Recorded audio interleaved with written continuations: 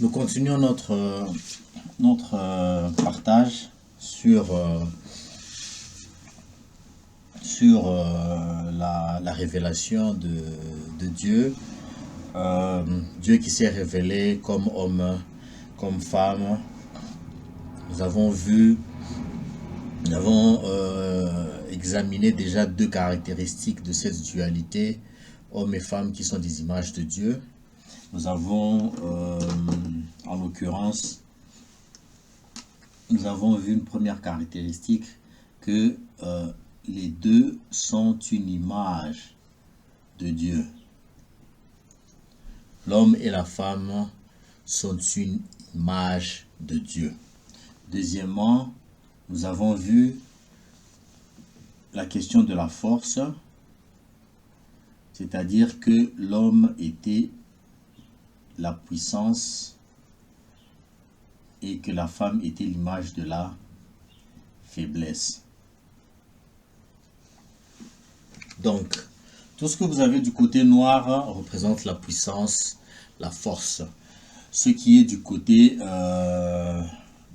opposé en rouge représente la faiblesse. La faiblesse et la puissance, c'est par rapport à l'attraction du péché, c'est-à-dire la capacité de l'un comme de l'autre à résister à l'attraction du péché.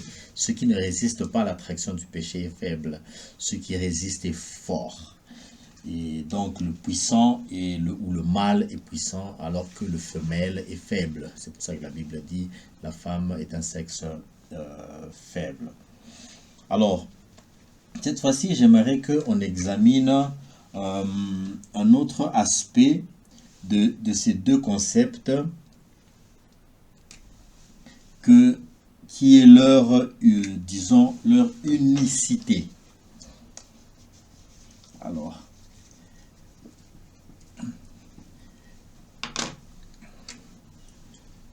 unicité.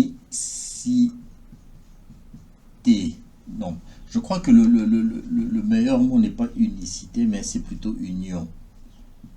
Voilà, union. L'homme et la femme sont unis. Je reprends ici cette excellente image de l'aimant. L'aimant est comme ceci, avec un pôle positif, disons un pôle positif et fort, et un pôle négatif et faible. Moi, je ne suis pas très bon électricien, je crois que j'aurais dû mettre le rouge positif en rouge. Je ne sais pas, qu'importe, peu importe. Donc, le positif, c'est le pôle fort, il résiste à l'attraction du péché.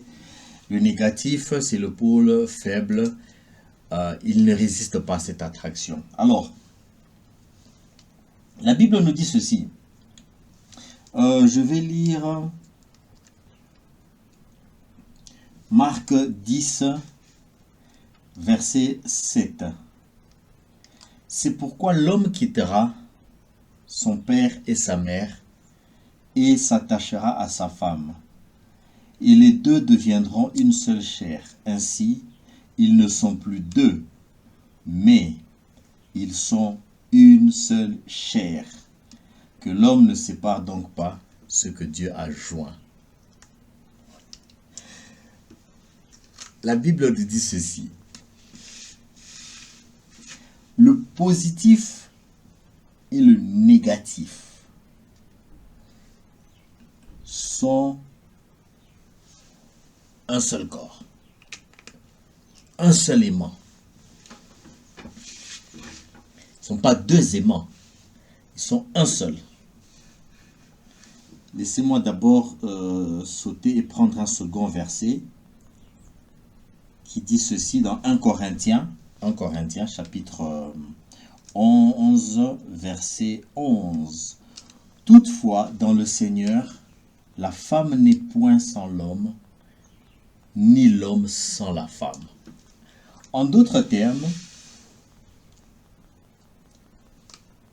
il n'y a pas de pôle négatif sans pôle positif. Il n'y a pas de pôle positif sans pôle négatif. C'est pas possible. et vous ne pouvez pas les séparer. Quoi que vous fassiez, vous ne pouvez pas les séparer. Essayez.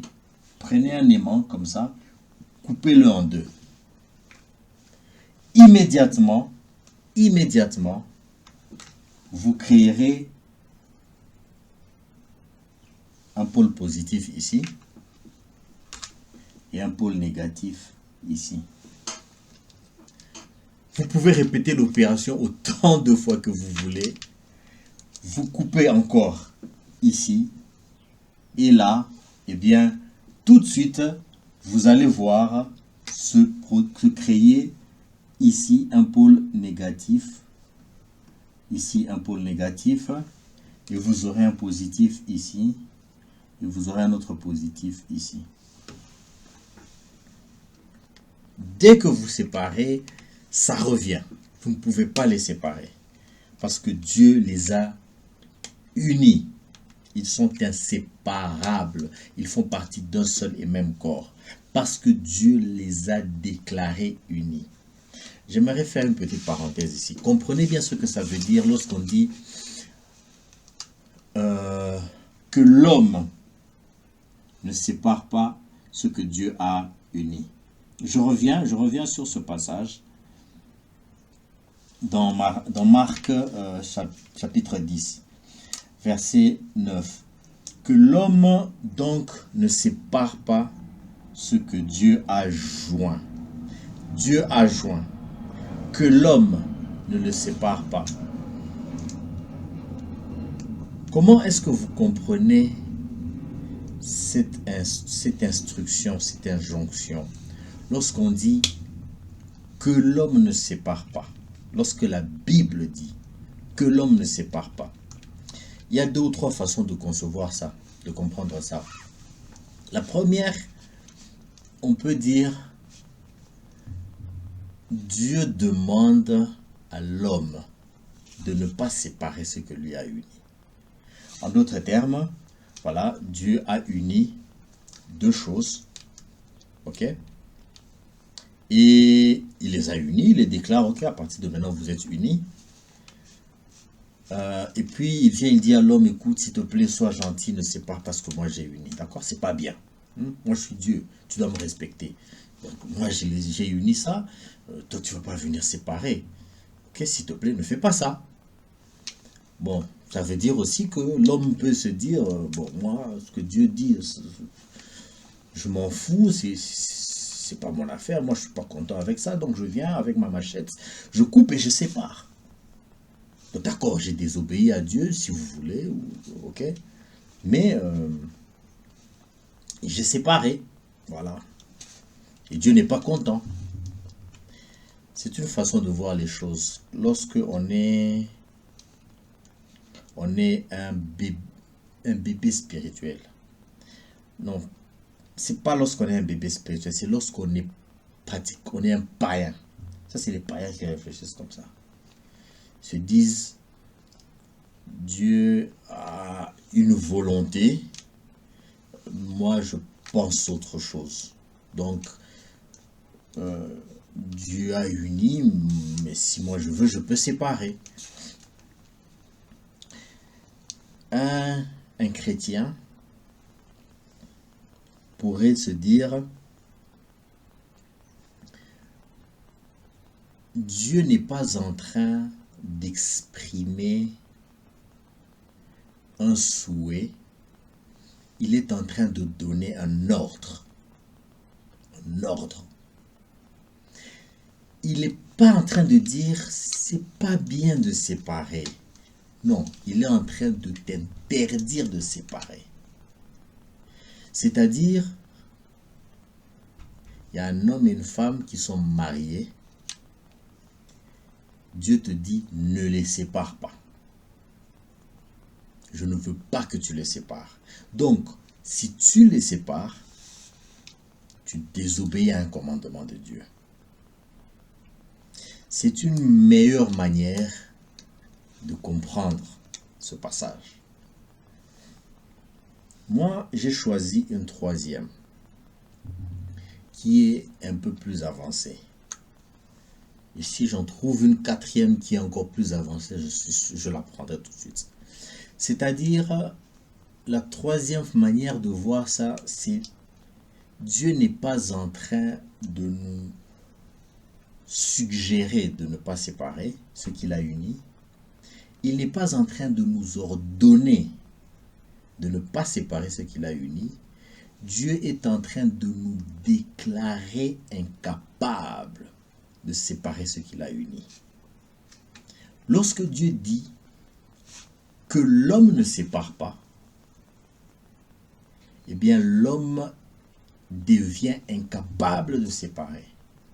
On ne lui demande pas de ne pas séparer, on le déclare incapable de séparer. Lorsque Jésus nous a enseigné à prier, il a dit que ta volonté soit faite sur la terre comme au ciel. C'est-à-dire, lorsque Dieu exprime une volonté, ça s'accomplit. Lorsque Dieu dit que la lumière soit, la lumière fut. Lorsqu'il a dit que les étoiles soient, les étoiles furent. Lorsqu'il a dit que l'homme et la femme soient, l'homme et la femme furent. Quand Dieu déclare quelque chose, la chose s'accomplit immédiatement. C'est pas négociable. Lorsque Dieu dit que l'homme ne sépare pas ce que Dieu a uni, ça veut dire que l'homme est déclaré par Dieu incapable de séparer ce qu'il a uni. C'est pour ça que moi je ne crois pas au divorce. Comment est-ce qu'un juge, un homme, un juge, fût-il président de la République, fût-il maître du monde, président de toutes les nations, mais homme, peut-il déclarer un homme et une femme que Dieu a unis, lui, comment peut-il les déclarer désunis, séparés, au moment où Dieu l'a déclaré incapable de séparer ces deux personnes? Ça n'a pas de sens. Ça n'a pas de sens, mes frères. C'est pas possible. Ça veut dire, lorsque un homme et une femme vont devant un juge pour demander le divorce, ils exposent leurs motivations. Okay? Ça peut être des motivations humainement compréhensibles, humainement. Et que le juge leur accorde le divorce, ils sont divorcés sur un papier. Un papier. Selon la loi des hommes, ils sont divorcés. Mais Dieu ne les regarde pas comme divorcés. Dieu ne reconnaît pas ce divorce parce que ce mariage a été scellé dans les cieux par Dieu. Dieu a uni ça. Et c'est Dieu qui a la clé. L'homme ne peut pas venir et briser parce que l'homme a été déclaré incapable de séparer. Même si vous voyez ces deux personnes sont séparées, même s'ils vivent dans des maisons différentes, dans des quartiers différents, dans des villes et des pays différents, dans des continents différents, l'homme est en Afrique, la femme est en Asie, ça ne change rien dans les lieux célestes, là où, dans le lieu de la vérité. C'est pour ça que dans ma vidéo précédente, je vous avais parlé de la vérité et de la réalité. La réalité peut me montrer qu'ils sont divorcés, mais la vérité me dit autre chose. La vérité, c'est ce que Dieu a déclaré. Dieu a déclaré qu'ils sont unis. Vous ne pouvez pas les séparer. Et c'est d'ailleurs pour ça que la seule raison pour laquelle Christ autorise, et encore, c'est une volonté permissive, la seule raison pour laquelle il autorise l'homme à répudier sa femme, l'homme a répudié sa femme, il n'est pas question de la femme qui répudie l'homme, il s'agit plutôt de l'homme qui répudie la femme. C'est lorsque la femme a commis l'adultère. Lorsque la femme a été adultère, elle s'est volontairement soumise à une autre personne, à l'autorité de notre mari, et Dieu à ce moment-là autorise l'homme à briser ce mariage. Mais il dit ceci.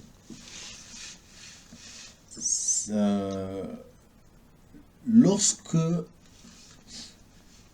un homme qui répudie sa femme sans qu'elle n'ait été adultère, l'expose à devenir adultère. Ça veut dire que si un autre homme vient coucher avec cette femme-là, il commettra l'adultère. L'adultère, c'est coucher avec la femme de quelqu'un d'autre. Ça veut dire que si moi je répudie ma femme qui n'a pas commis l'adultère, même si je la répudie, Dieu ne la considère pas comme divorcée, Dieu la considère comme mariée à moi. Moi, j'ai signé les papiers de divorce, mais Dieu la considère comme mariée à moi. Ce lien de mariage n'a pas été dissous dans les lieux célestes. Si toi, tu viens, tu couches avec, tu la prends comme femme, tu es en train de prendre la femme de quelqu'un d'autre, la femme de moi, et tu es donc en adultère. La Bible dit, tu la soumets à être à l'adultère. Ça veut dire que si elle devient la femme de quelqu'un d'autre, elle devient adultère parce qu'elle n'est pas sa femme, elle est toujours ma femme. Donc, il est impossible à l'homme de séparer un mariage que Dieu a uni. Mes frères, si vous êtes divorcés et que votre femme n'a pas commis d'adultère, allez la reprendre parce qu'elle est à vous, elle n'est pas à quelqu'un d'autre. Vous la soumettez à l'adultère, elle reste votre femme, quelle que ait été la décision d'un juge. Un juge n'a aucune capacité de séparer un homme d'une femme. Ils sont unis pour la vie, à moins que Christ revienne, à moins que l'un des deux meure, ou encore à moins que la femme ait péché par adultère et ait été répudiée. Voilà, donc c'est ça. Une dernière, non, c'est pas une dernière, mais disons c'est la quatrième caractéristique. La première, je l'ai dit, l'homme et la femme sont l'image de Dieu. Deuxième caractéristique, l'homme est puissant, la femme est faible. Troisième caractéristique, ils sont unis, ils sont inséparables. Quatrième caractéristique, ils ont des volontés opposées.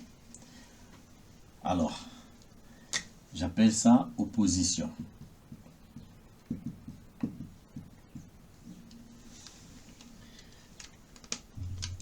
Genèse chapitre 3 verset 16. L'homme et la femme ont mangé le fruit de la connaissance, ils ont donc péché, ils sont tombés dans le péché. Et puis Dieu appelle la femme et lui dit, pourquoi tu fais cela? La femme lui dit, j'ai été séduit. Alors Dieu dit ceci. Il dit à la femme, ça c'est Genèse chapitre 3 verset 16. Il dit à la femme, j'augmenterai la souffrance de tes grossesses, tu enfanteras avec douleur. Tes désirs se porteront vers ton mari, mais il dominera sur toi. Tes désirs se porteront vers ton mari, mais il dominera sur toi. Bon. Traduction très compliquée. Très compliquée. Ça vous inspire quoi lorsqu'on dit tes désirs se porteront vers ton mari et lui, il dominera sur toi? Ça n'a pas trop beaucoup de sens. Parce que lorsqu'on dit mais, cette conjonction, ça veut dire il y a une contradiction entre ces deux parties de la phrase. Tes désirs se porteront vers ton mari, mais en réaction contraire, il va dominer sur toi. Ça n'a pas trop de sens. C'est un défaut de traduction. Ça vient du concept. Rappelez-vous euh, lorsque, j'expliquais ce qu'était la faiblesse, Caïn avait le visage abattu, il n'était pas content parce que son sacrifice n'a pas été agréé. Et Dieu lui a dit ceci: le péché, euh, le péché porte. Attendez, il faut qu'on le lise tout simplement. Je vais, voilà. C'est dans Genèse 4, 7. Il dit ceci: le péché se couche à la porte. Ses désirs se portent vers toi. Mais toi, domine-le. Ses désirs se portent vers toi, mais toi, domine. C'est exactement ce que Dieu a dit à la femme. Tes désirs se porteront vers ton mari, mais lui, il dominera sur toi. C'est ce qui s'est passé avec Caïn et le péché, quoi. C'est pour ça que je vous ai dit, la femme est attirée par le péché, mais l'homme n'est pas attiré par le péché. Donc, il dit, lui second traduit, j'imagine que ça doit avoir quelque chose avec la façon dont les textes originaux ont été écrits. Il dit: tes désirs se porteront vers ton mari, mais lui, il dominera sur toi. Si vous voulez bien comprendre ce passage, on peut relire ça. On est dans Genèse 3, 16. On peut relire ça dans la version anglaise. En anglais, il est dit ceci. Je vais prendre King James.